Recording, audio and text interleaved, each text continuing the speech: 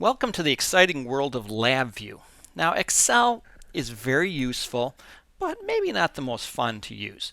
LabView can be really fun, and it's going to move you to a place where you're going to be able to control a robot with it at the end of the class. So let's get started to learn about what LabView's all about. All right, first off, you have to find where LabView is. So I'm going to go down into the search down here in the lower left corner, and I'm just going to type in lab. As soon as I get to lab, then I'll put view. It has LabView Robotics 2015. All right, we're just going to left click on that, and we're going to wait, and this screen's going to come up, and it's a big program. It comes up first with this welcome to LabView. You can just close this if you'd like to check this off so it doesn't come up every time. If you want to go and use some of these tutorials, go ahead, but I won't in these videos. Okay, now what you're going to do next is you're going to create a project. Okay, I've made these projects already, so I'm just going to show you a quick preview. Then we'll get back to the screen and we'll start from scratch. All right, so the first tutorial we're going to do is one that I've created. Once again, I'm John Waddick, if you haven't learned that yet. And I'm going to call that Instructor 1-1. Okay, so I've got it right here. And I'm just going to show you what this looks like. All right, I opened it. Now, what you're going to want to do is there's two parts to a LabView program. And we're going to go to this window, left click here, and we're going to tile left right. And this shows you the two parts of a LabView program. There's something called on the left the front panel, and you can see that up at the very top, front panel. And on the right you have something called the block diagram. All right, the front panel is where you put all your indicators and controls. In other words, these are the things that the user of the program needs to see. What are the numerical inputs? What are the results of calculation? Switches, knobs, lights, all kinds of things are going to go on to the front panel. The block diagram is really the programming that controls the inputs and outputs of the front panel. So these are the things that are behind the scenes. So normally, as a programmer, you're going to work and create this block diagram. Then when you put this into production and have somebody use it, they're going to just really be using the front panel. And you can enlarge the front panel so that's all you see. So a user really only needs to see this stuff to run the program. But for you creating the program, you need to use the block diagram. So just keep in mind those two things, the front panel and the block diagram. So in this one, we're going to put in a heading, show you how to do that, show you how to put some numerical inputs in, a numerical output, and then we'll create the program using this function known as compound arithmetic. So let's get started. So let's go in and we will create, let me just close these. So I'm not going to save that. All right, so we're going to come back to this screen, which is a screen you're going to see. So first step is going to be you're going to create a project. Okay, so we create the project. And it disappears on us and gets us all kind of worried. So we're going to use, let's see, creates a blank project. I think it's probably easier just for us to create a blank VI. All right, I'll try blank project, but I think this is going to create a lot more stuff than we need. Yeah, you don't want to create a project. Okay, so let's get off of that. We'll come back up here. So when you do create a project, we're actually just going to do a part of the project, which is a VI. Which VI in the terms of LabView is known as a virtual instrument. The real thing is it's the program and front panel that you're going to work with. Okay, so that's what the files are called in LabView. Instead of workbook like in Excel, LabView we would call it a VI or virtual instrument. All right, so we'll double click on blank VI. All right, and up comes these two things on top of one another. Okay, or maybe only one of them might show up, the front panel or the block diagram, depending on what the last person who used this is. So you're going to want to go to Window, just do Tile Left Right. It'll put the front panel on the left and the block diagram on the right. All right. So now the first thing we're going to do is usually when you do a new VI or a new program, you want to set up what are the user going to be using to input and what are they going to see the results on. These are called the controls. A control is something that the user would put numbers in or switch switches. Indicators are things that indicate the result of some kind of calculation or state of a switch. All right, so let's talk about the front panel and the block diagram, and usually you're going to start on the front panel, and when you want to find something, we're going to right click and you're going to come up with a controls dialog box or menu. All right, so first thing we want to do on this first instructors 1-1 is we want to put in a couple numerical controls. Okay, so I'm going to left click and just drag one up there. All right, if you want another one, I can right click again, or a shortcut is you can click on this whole thing, make sure that you get both, or you can box it in and you can do Control drag and that'll give you another one. Okay, or you can highlight it and do Control C and then click somewhere and do Control V and get another one. Okay, so there's lots of ways to always do everything. So the important thing is you want to start out with two numeric indicators. Now right now it doesn't matter where exactly they are or what their name is. All right, the other thing we want out here is to show the result, our arithmetic result. So I'm going to right click and I'm going to go to numeric again. Now this time we're going to put an indicator up here. Okay, so I'm going to drag the indicator. Now it looks like these are all the same, but you notice that the ones on the left are a white box and they have this little menu selector, plus you could type in values here. So these mean these are inputs.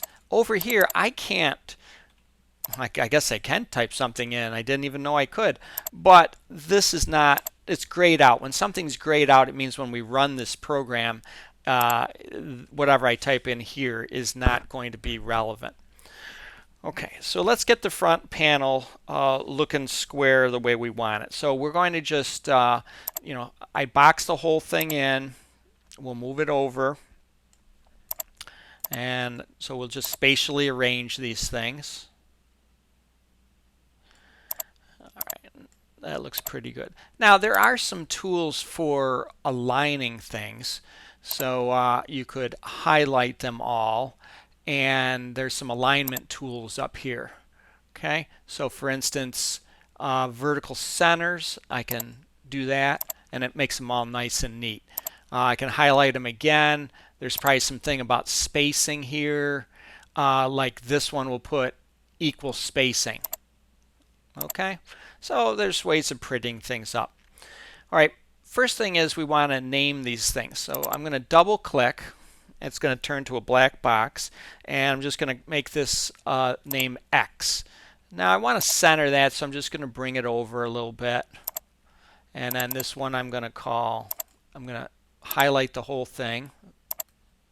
I'm going to call that Y, and I'm just going to move that kind of toward the middle. So I got X and Y, and this we want to name arithmetic result. Whoops. Yeah, if you do it, you're going to move it around. So arithmetic result. Okay, once you click on this, you can move it back, make it nice. All right, so that's our front panel. The only thing we're going to do on every front panel, I'm going to want you to double click and put your name on it. So I double clicked and I'm just going to put John Waddick. And then I'm going to hit enter, bring me to the next line. and I'm going to put at least, so ENR161 Fall 2016, and this is INST 1-1. Okay, so while I'm at it, I should file, save as. I'm going to save this. I'm going to just call this INST 1-1 F16, so fall 16. Okay, I'm putting it in my folder here. So I put OK. You should have a folder for each, because unlike Excel, where we're able to put all the problems in one workbook, which is one file, in LabView you're going to have separate files for each of these programs. So you need to have a folder chapter 1, so you put everything nice and neat in there. Okay, so I'll just put OK. All right, now that I've done this much, I'm going to move over here, and I might as well put my name over there as well. Now I should be able to do Control and then left click and drag it and bring it over here. Okay, so very easy. You can do that thing of Control, drag, and you can move at least text between the two. All right, now on the right side, we finished the block diagram now. I'm sorry, the front panel. Now we're going to put some things in here. Now first of all, if you look here, this is orange and this is orange, and there's a DBL in there, and we'll zoom into that. That stands for double precision.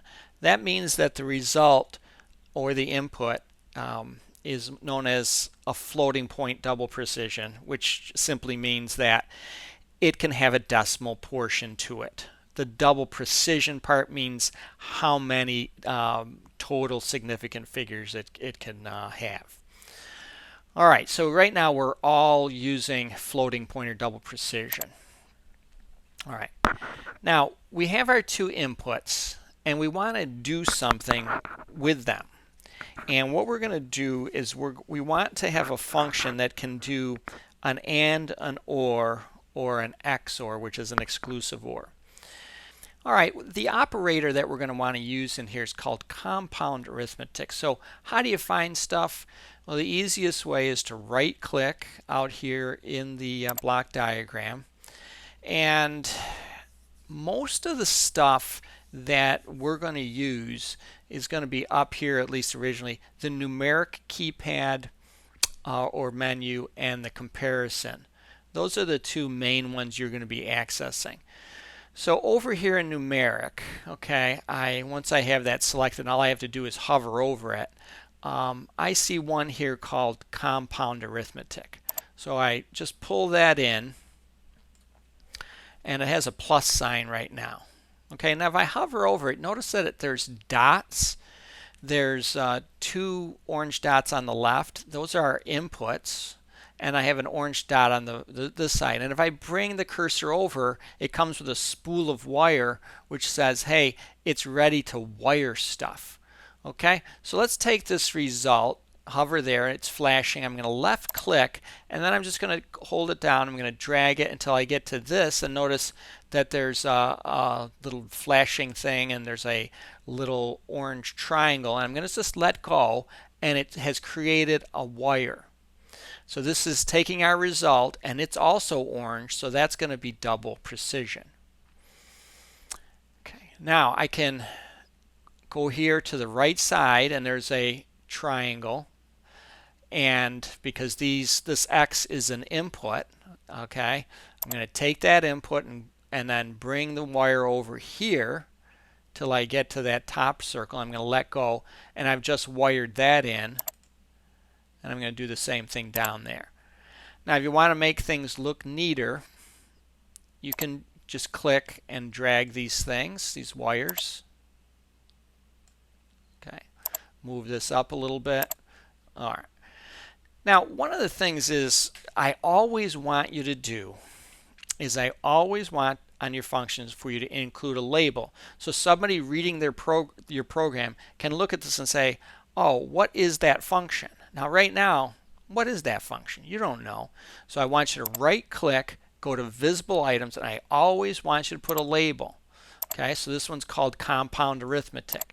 That way somebody can find it in a menu. Now, what does compound arithmetic do? So I'm going to come up here to the help, and there's something called show context help. And I left click on that. All right, so I move that away, and once I hover over a function, it will come up with this context help.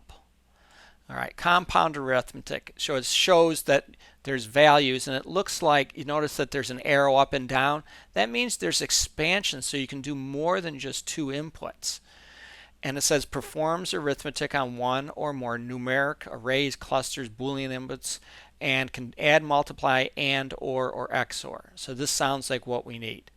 There's more detailed help. If I click on that, it'll give you a whole bunch more information on the function. Okay. If you're done with your context help and it's getting annoying, you just go up to Window or Help and just toggle this off. All right, so right now we've got compound arithmetic, and right now it's doing plus. Now, to change the function, you're going to see that right clicking is just about everything you ever have to do in LabView. So I right click on this, and there's a change mode. So right now by default it's adding. It can do multiply, but it can do and. Okay, so I change that to an and. Now once you change it to an and, the color of this wire changes to a blue, and that means because for an and function, the output in this circumstance is going to be an integer. Blue are integers, which means there's no decimal. These are whole numbers. Now over on the right, you see a little red dot, and that's called a coercion dot, because if there's an output that's an integer and you're displaying it with a floating point, Excel is going to change this blue integer to a floating point number. Now usually you want to avoid coercion dots if possible. Okay. Now you got some coercion dots over in here too, because this actually wants you to probably put in Boolean inputs here, but we'll just use numbers for now. You can keep this as a double. It'll be fine now, but later on we're going to see that a lot of times we want to match things. So I can right click and I can go down to the properties of this indicator, and it takes a second. And right now I'm going to click on data type, and it says double. Okay. Well, if I click on this, left click, it has a whole bunch of others. Okay, and there's a bunch of integers. Now there's integers which can be positive or negative, and then there's unsigned U's which can be only positive. Now the least memory intensive is an unsigned 8-bit. So this could take a number that is up to 8 binary bits. So that's 2 to the 8th would be the big, or actually 2 to the 7th minus 1, I believe, is the biggest number it could handle. But let's just use a U8 here. Okay. Now if you keep it as a double precision, it's still going to work. All right. So that's our functions. Right now we have an and. Okay. Now you can come over here and you can run this. Now you can either run it in single mode, which it takes the inputs that you have right now. So if I had 1 and 0 and I run this once, it comes up with an arithmetic 0. I could change this to a 1, run it again, now it's a 1. Okay.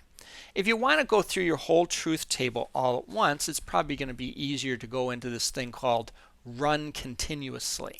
So if you hit run continuously, notice that the grid goes away, and you can change these and it'll automatically recalculate the result. So this is kind of like an Excel spreadsheet when you're in continuous mode. So go through the different possibilities. 0 and 0 is 0. 1 and 0 is 0. 1 and 1 is 1. 1 and a 0 here. So go through that. Fill out the table on your sheet. Now getting back to over here. Now, sorry, once you're done and you want to stop this, you have to hit the stop, which is abort execution. All right. You don't have to do that if you're in single run mode, but if you're in continuous run, you have to hit abort execution. All right, coming back over to here. So right now we're in an AND. So if you have to do an OR, you just come down here and change mode to OR, and you can go through the same thing I just did. And you can also do XOR. Okay. Now later on, we're going to use this arithmetic compound arithmetic function again in instructor 1.2. But for now, that is your first VI. Make sure you save it. When your instructor comes over to look at things, please have it tiled left right so he or she can see both sides, and then he or she may tell you run continuously and go through some values to show that it actually works. Okay, there's your first VI, all done. Instructor 1.1. So I'll just save that and I'll close it. Okay. All right. Now let's create another project. Let's go to, this is a tutorial that's in the book, and that appears on in section 1.5. It starts on page 5. It goes through a lot of explanatory things, and it ends on page 20. I'm going to give you the whole gist of it right here. All right. First thing is I'm going to just show you what the final project looks like. So this is tutorial 1.1. So I double click on that.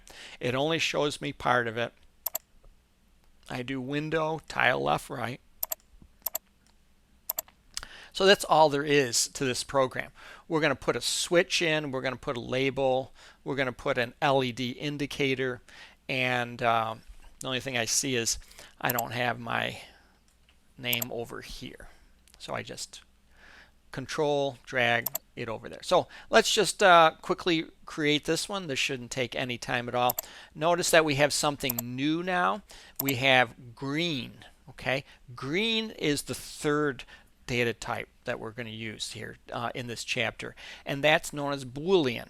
Boolean is true or false, on or off, 0 or 1, but generally it's true or false. Okay, and that's green. So notice we have a green indicator going into a green control into a green indicator.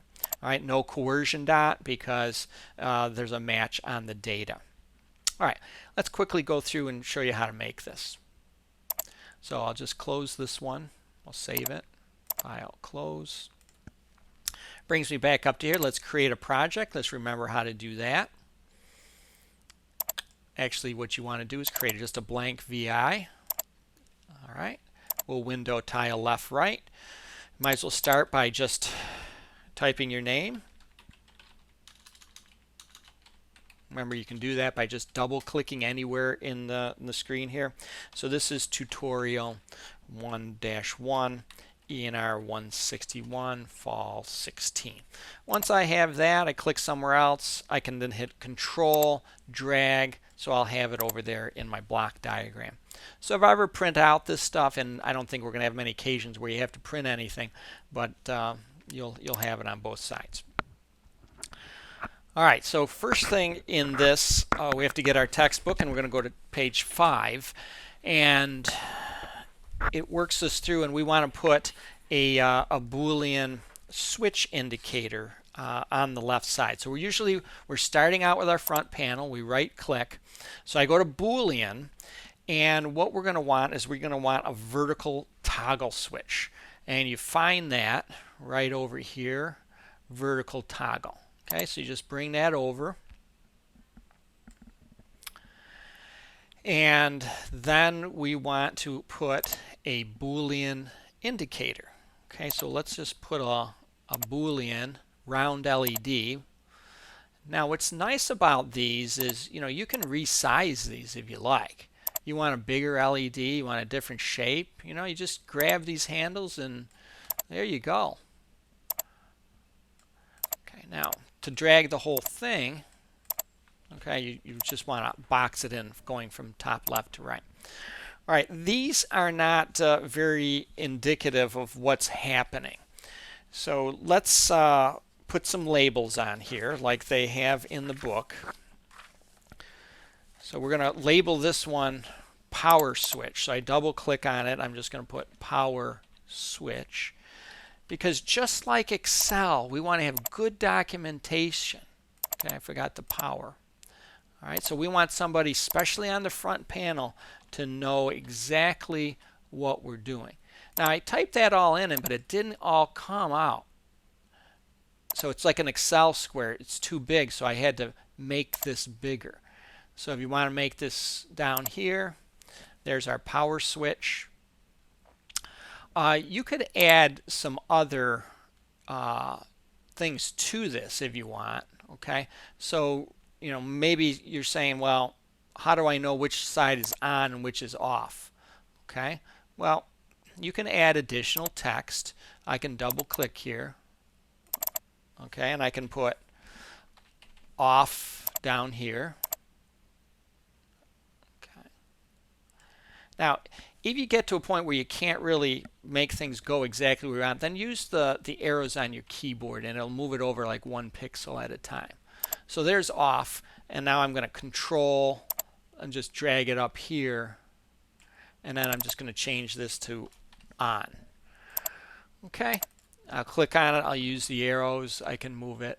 Okay, so this just makes things look a lot better. Okay, you don't want any ambiguity. Let's say this was a switch for a fire alarm or something. You don't want to make sure that it's off and not on or something. Okay, so over on this side, we want to just change this to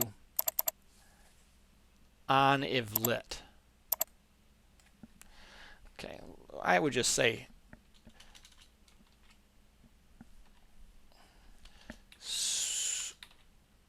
let's just say switch on if lit. Okay, I can click on this, use the arrows, move it up. All right, so that's all there is. Okay, now if I run this right now, run continuous, nothing seems to happen. Okay, the default for this light is off, and there's no connection between anything. So we're going to come over. Now the nice thing about Excel is it has what's known as a smart cursor. It kind of knows, like, okay, so right now if I get near the output of an indicator, it turns to the spool of wire. And then I can move that over and go like that. Now if they don't line up right, you can do this thing called edit, clean up diagram. Okay, let's just clean up the diagram. Whoa.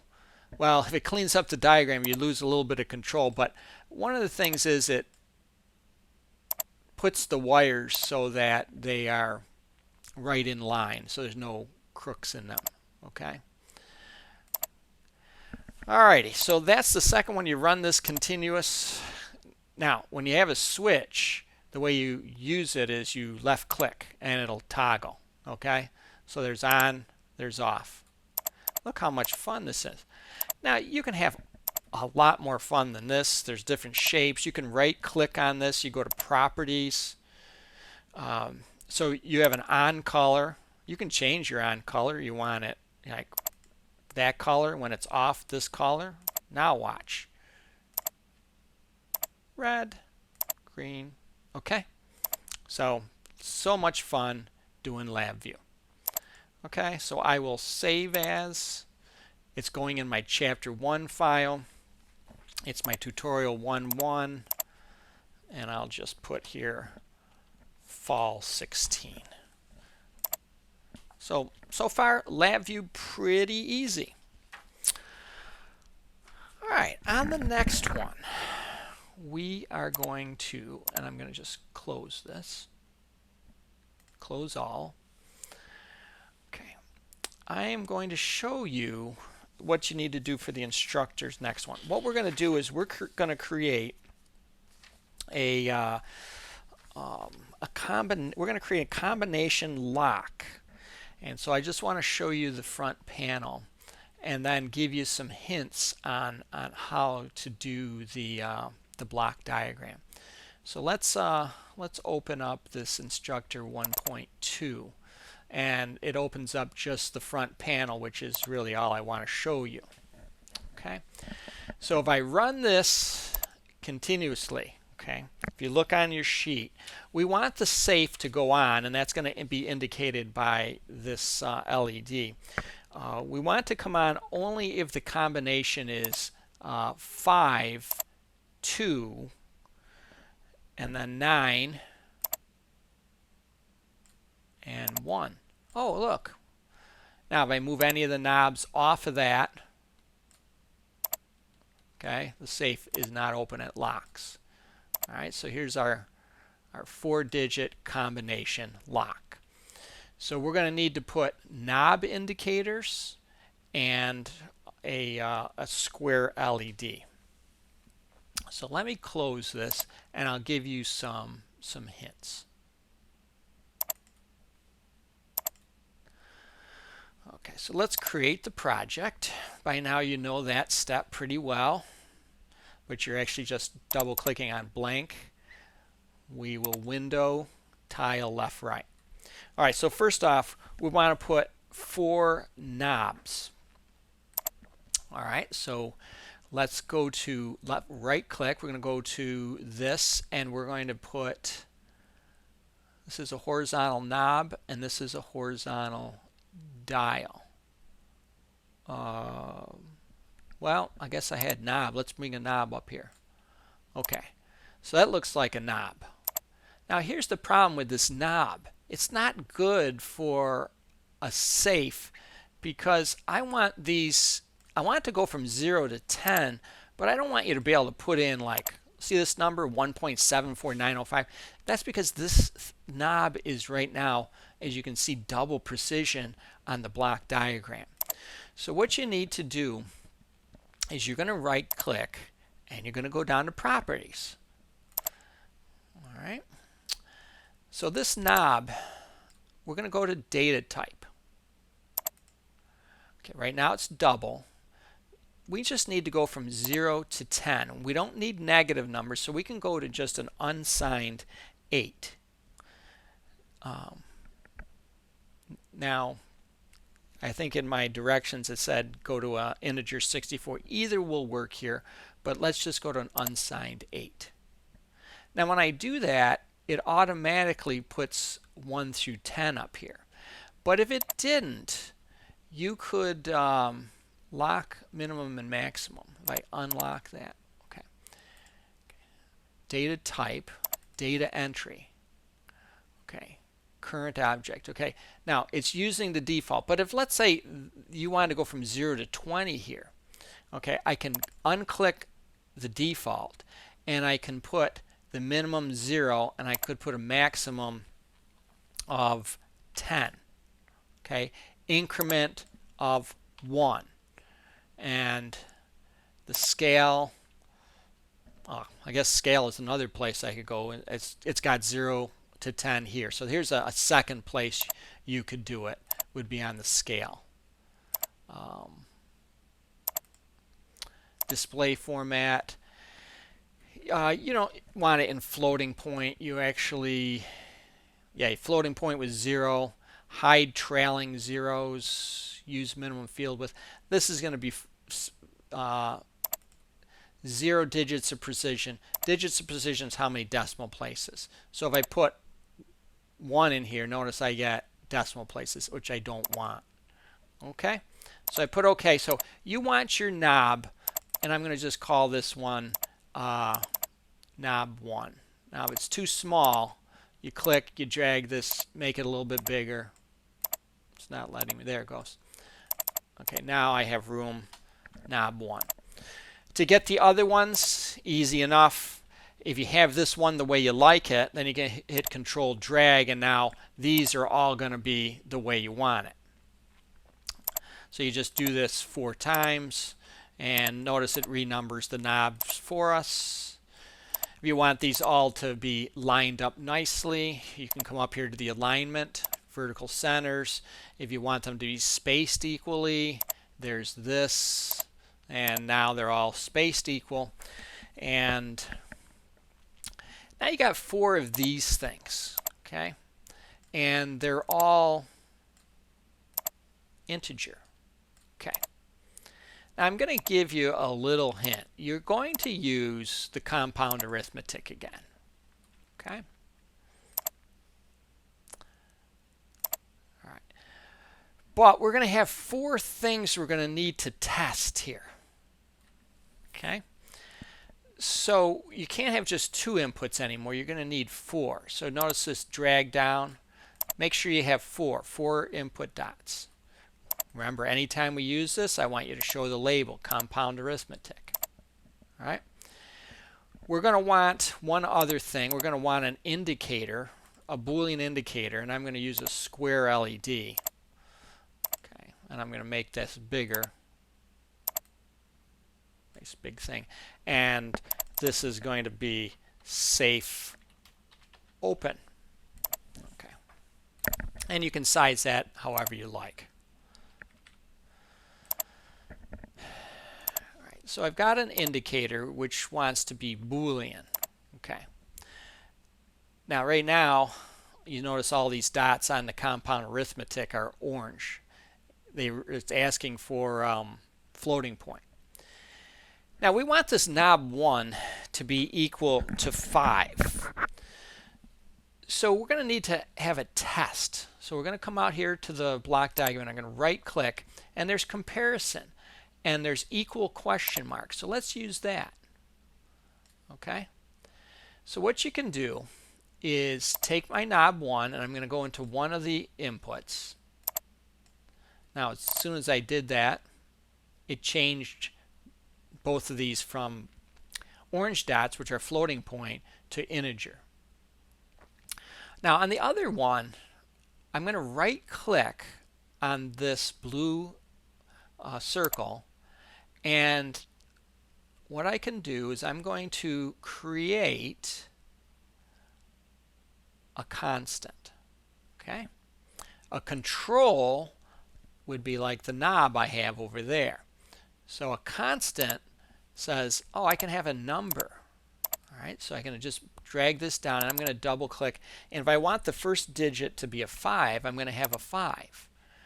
Now notice out here on the right, it's green. A green dot means that it's Boolean. It's true or false. Either knob 1 is equal to 5 or it is not. And I can bring that down to here. Now as soon as I did that, it changed this, and now it doesn't like something. All right? Well, what it doesn't like is it doesn't like a Boolean output into an add. So I have to right click on this. I'm going to change the mode. Now really what I want is when these are true, I want 4 trues. Now 4 trues are like 4 ones. So which of these functions, change mode, would you use so that the compound arithmetic will only produce a true if all the inputs are true? And I'll leave that up to you. So once you change this to what you need, and I'm going to change it to one that is wrong, but if you put this to an XOR, for instance, the error goes away because now this thing is set up and says, oh, you're doing like a Boolean operation. You have a Boolean green coming in, you're going to have a Boolean green coming out. You can wire that over here. So I think you're kind of getting the idea how to do this. I'll leave the rest for you because I don't want you to I don't want to spoil all the fun for you. But that's chapter 1. It gives you a little quick start. Notice one other thing up here. Notice the broken arrow here. That's because there's something not wired up. But wire up the rest, figure out what operation you need there, and let's do some safe cracking. All right, Thanks for coming. I'll see you in Chapter 2.